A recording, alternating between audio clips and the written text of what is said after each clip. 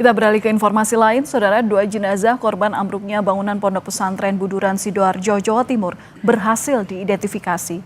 Korban teridentifikasi sebagai laki-laki berusia 12 dan 18 tahun asal Bangkalan, Madura. Tim DVI Polda Jawa Timur kembali mengidentifikasi dua jenazah korban ambruknya bangunan Pondok Pesantren Buduran Sidoarjo. Satu korban teridentifikasi atas nama Haikal Fadil Al-Fatih, laki-laki berusia 12 tahun. Satu jenazah lainnya teridentifikasi atas nama Syamsul Arifin.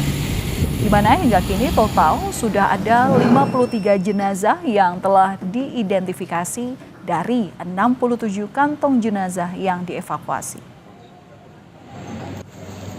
Jenazah cocok atau match dengan dua nomor antemortem, yaitu yang pertama kantong jenazah dengan nomor postmortem RSB B025 teridentifikasi melalui DNA dan medis cocok dengan nomor antemortem 003 sebagai Ahmad Haikal Fadil Al-Fatih.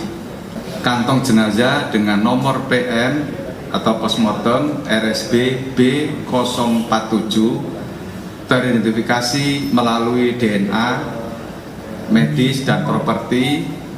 Barang kepemilikan cocok dengan nomor antemortem 059 sebagai Syamsul Arifin, laki-laki.